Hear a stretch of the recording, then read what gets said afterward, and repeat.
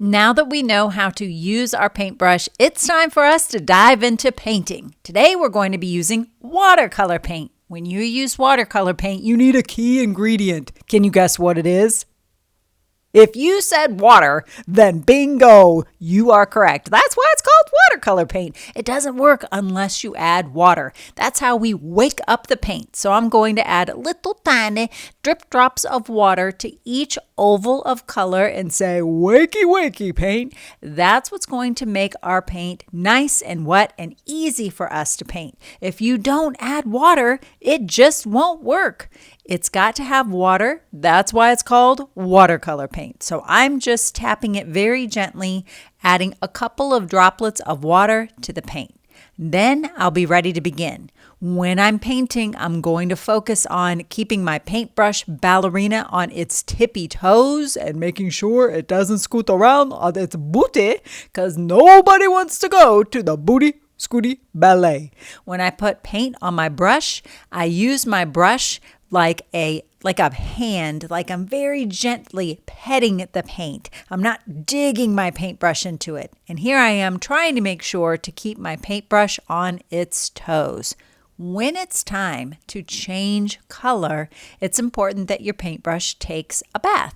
So I have a cup of water with a little scrubby thing at the bottom. That's for me to help clean it. You don't have to have one. Then I draw an X on my sponge, and then I have to get water again. The reason I have to get water again is because I am using watercolor paint. So here's the pattern. You wash, you draw an X on the sponge, and then you get a drink of water before you get a new color. I'm going to go ahead and use another bit of red to make another wavy line before I wash my brush, draw an X, grab a drink of water, and then get a new color. It's three things: wash, draw an X, grab a drink of water, and then I can get my new color. If ever the paint feels a little too sticky when I get my color on my brush, that just means the little oval needs more water. It needs to be woken up again. So here we go. Wash your brush, draw an X, grab a drink of water, and get your color. Making sure not to dig into the paint, but to pet the paint gently to get the color on the bristles. Remember, when you're using your paintbrush, your focus is to keep it on its toes and try not to let it scoot around on its bottom. I'm painting different kinds of lines across my paper. You can choose to paint whatever lines you like. I decided to paint my lines in the order of the colors of the rainbow, which you can see that's the order of the colors on my paint tray. Now I've sped up just a little bit to go faster. You might also notice that I'm painting my lines in rows that are very straight. But you don't have to paint yours this way. I'm just making sure to practice the different kinds of lines that I know and focusing on my paintbrush. But if you want to have your lines going this way and that way or crossing over one another, I say go for it. In fact, we'll try our hand at that in just a moment. But now that I'm finished painting, I think what I'd like to do is, after my painting has dried a little bit, I want to add some color to my frame. Now, when it comes to my frame, I'm using something called paint sticks. Paint sticks, they work a lot like a glue stick. They have a little knob or dial or whatever you want to call it at the bottom where you twist it, and it'll help the little paint stick pop up a little bit. Now, just like with the glue stick, you don't have to twist it really tall, because if you do, it could snap or break off, and that would ruin the paint stick, and you wouldn't want to do that. So that's why you only need to twist just a little bit until you need some more. Now, I'm going really fast, but that's only because I've sped up the video a little bit. I'm not really coloring this quickly, so if I'm going too fast for you, you can always press the pause button. Now what I wanted to do was I'm going to take a little bit of brown watercolor paint, and I'm just painting around some of the lines. And the reason I'm doing that is to give my frame a little bit of dimension. Do you have to do that? Nope.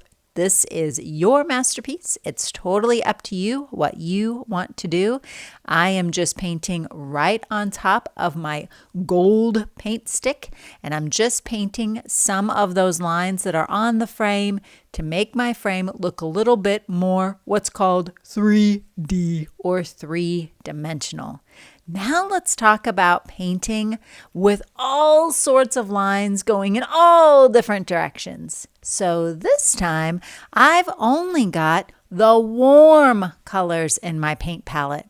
I have magenta, which you'll see here. Isn't it a pretty color? It's one of my favorites.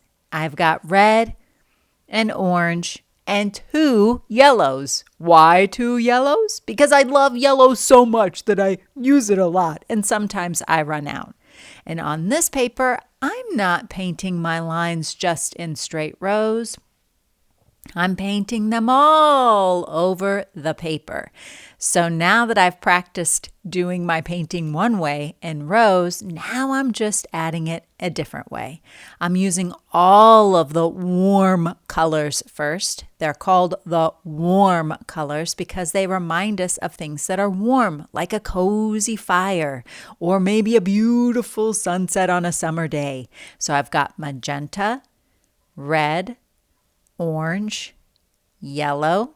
Those are the warm colors.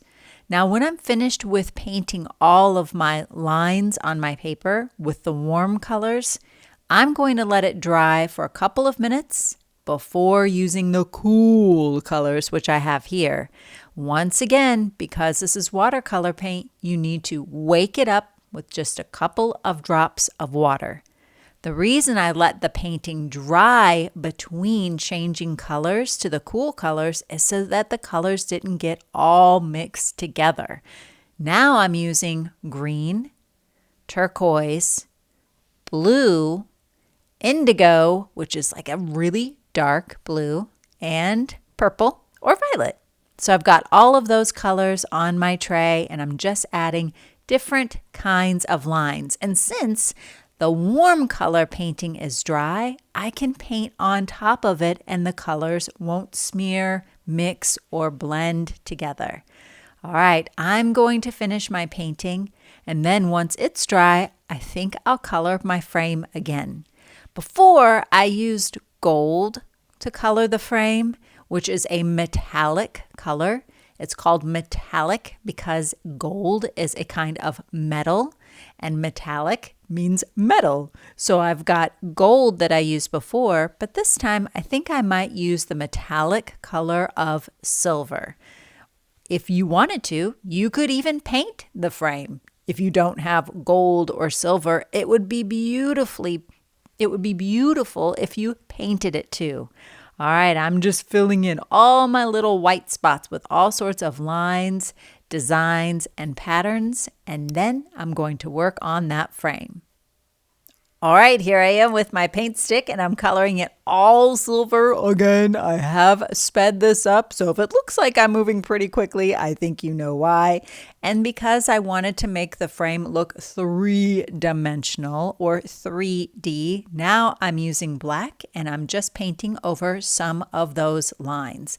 I hope you've had so much fun practicing your Paintbrush Ballerina. The goal here was for you to make sure that your paintbrush stayed on its tippy toes and never ever scooted around on its bottom so that you never go to the bout de school de ballet. And if you managed to use your paintbrush the very best you could and kept it on its toes, then congratulations! You have officially passed Paintbrush Boot Camp. And I cannot wait to see your beautiful paintings that you're going to create.